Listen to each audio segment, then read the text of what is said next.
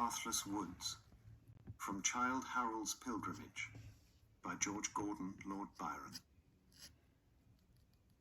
There is a pleasure in the pathless woods. There is a rapture on the lonely shore. There is society where none intrudes, by the deep sea, and music in its roar.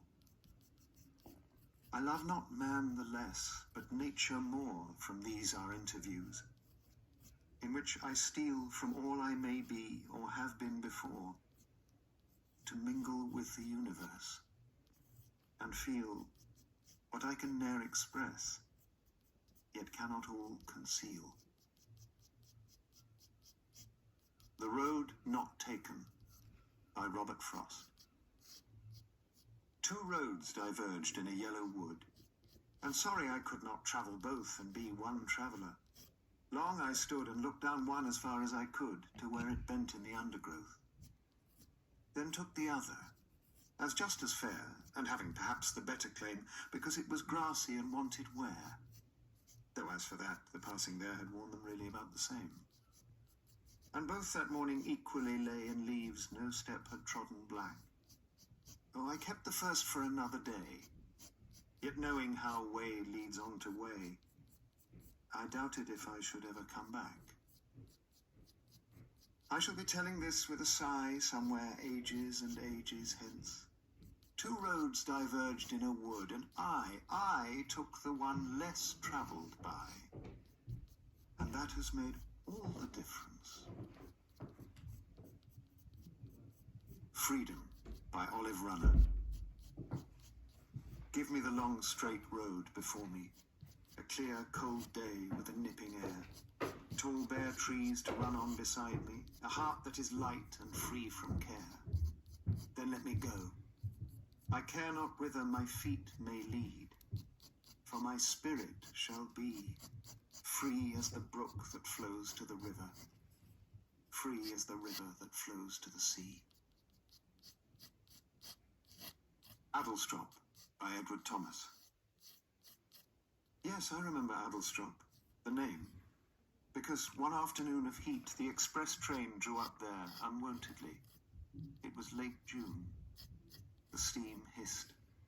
Someone cleared his throat. No one left and no one came on the bare platform. What I saw was Adlestrop, only the name, and willows, willow herb and grass, and meadows sweet and haycocks dry, no whit less still and lonely fair than the high cloudlets in the sky. And for that minute a blackbird sang close by, and round him, mistier, farther and farther, all the birds of Oxfordshire and Gloucestershire.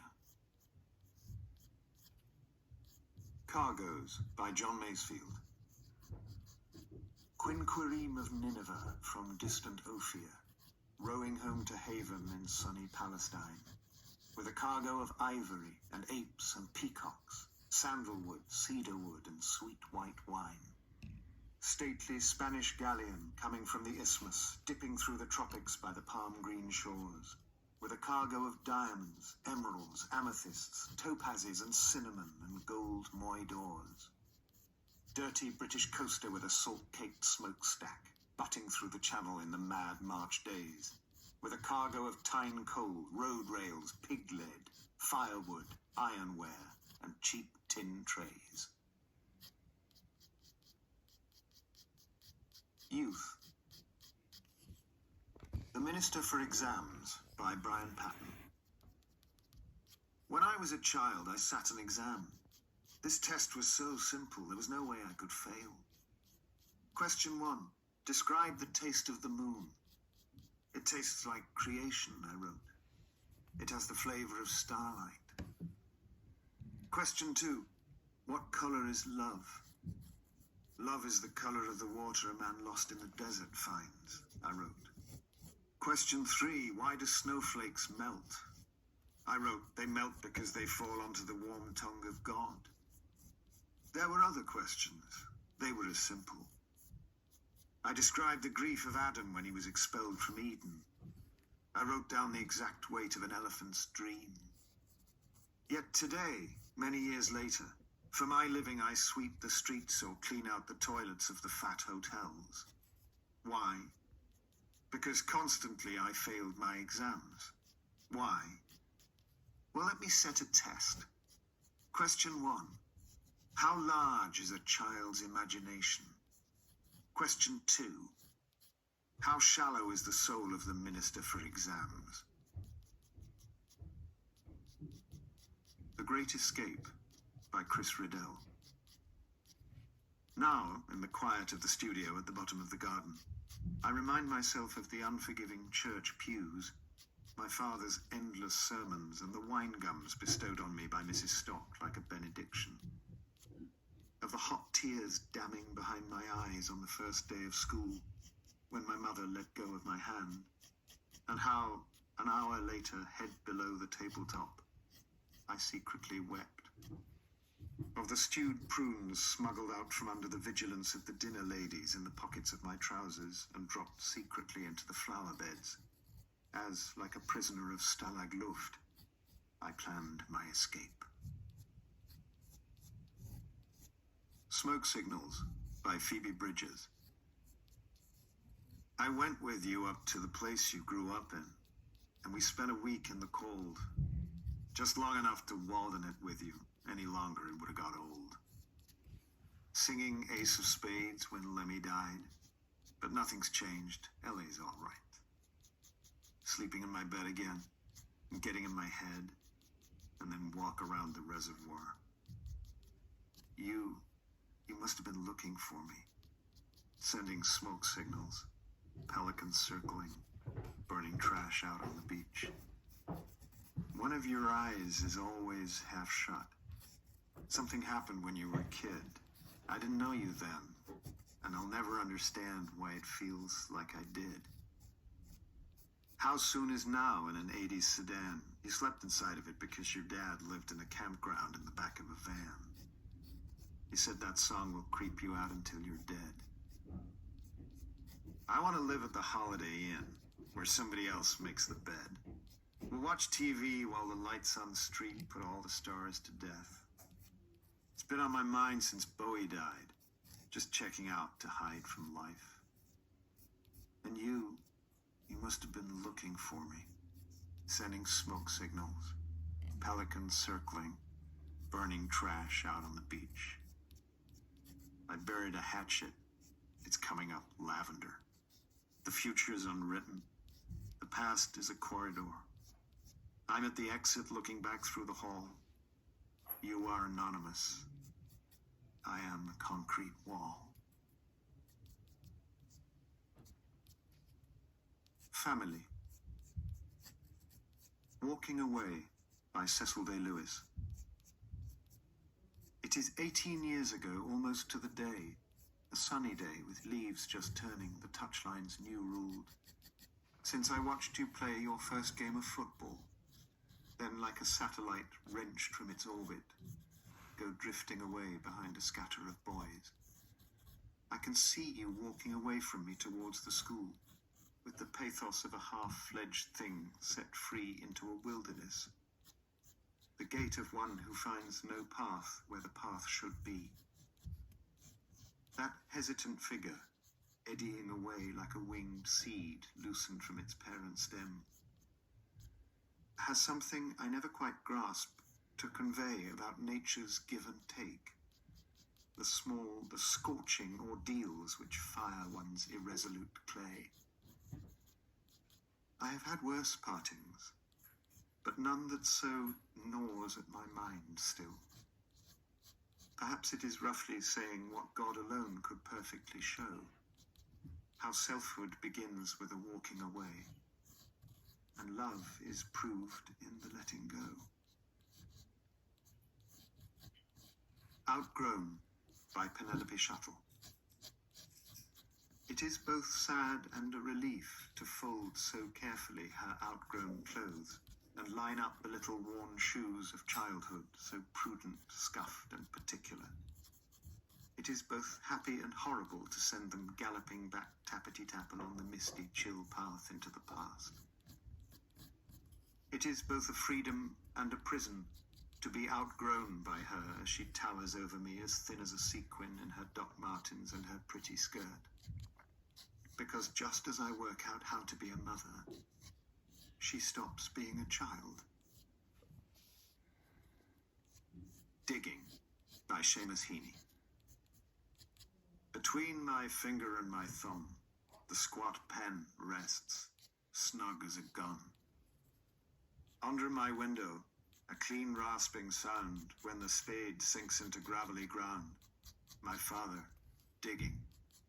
I look down, till his straining rump among the flower beds bends low, comes up 20 years away, stooping in rhythm through potato drills where he was digging.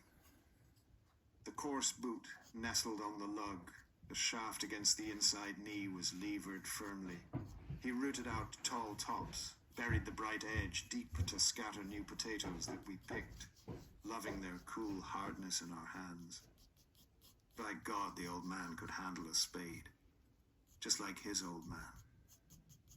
My grandfather cut more turf in a day than any other man on Toner's bog. Once I carried him milk in a bottle corked sloppily with paper. He straightened up to drink it, then fell to, right away, nicking and slicing neatly, heaving sods over his shoulder, going down and down for the good turf, digging. The cold smell of potato mold, the squelch and slap of soggy peat, the curt cuts of an edge through living roots awaken in my head. But I've no spade to follow men like them.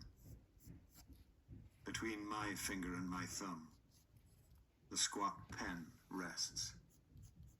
I'll dig with it. Tissue by Imtiaz Darker. Paper that lets the light shine through. This is what could alter things. Paper thinned by age or touching. The kind you find in well-used books, the back of the Quran, where a hand has written in the names and histories, who was born to whom, the height and weight, who died where and how, on which sepia date, pages smoothed and stroked and turned transparent with attention. If buildings were paper, I might feel their drift, see how easily they fall away on a sigh, a shift in the direction of the wind. Maps, too. The sun shines through their borderlines, the marks that rivers make, roads, rail tracks, mountain folds. Fine slips from grocery shops that say how much was sold and what was paid by credit card might fly our lives like paper kites. An architect could use all this, place layer over layer, luminous script over numbers, over line, and never wish to build again with brick or block, but let the daylight break through capitals and monoliths, through the shapes that pride can make. Find a way to trace a grand design with living tissue. Raise a structure never meant to last, of paper smoothed and stroked and thinned to be transparent, turned into your skin. Eden Rock by Charles Causley. They are waiting for me somewhere beyond Eden Rock. My father, 25, in the same suit of genuine Irish tweed, his terrier Jack still 2 years old and trembling at his feet.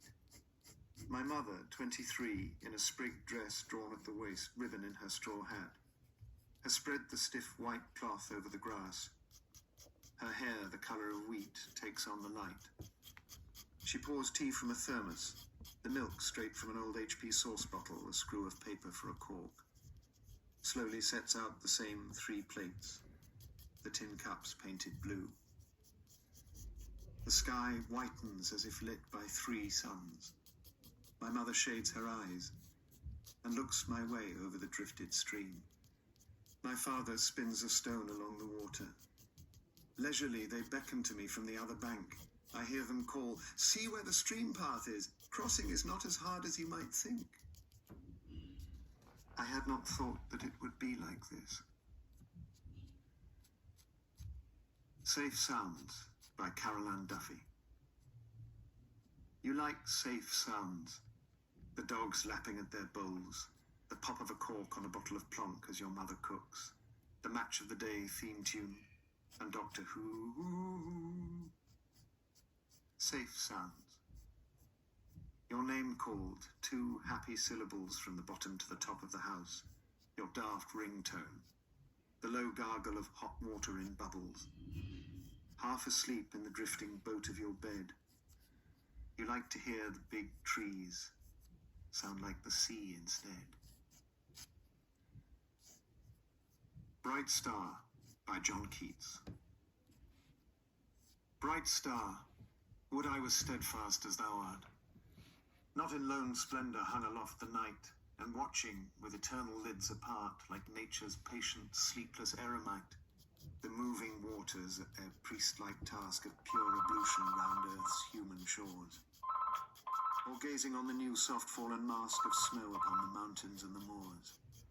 No, yet still steadfast, still unchangeable, pillowed upon my fair love's ripening breast, to feel forever its soft fall and swell, awake forever in a sweet unrest, still to hear her tender taken breath, and so live ever, or else swoon to death.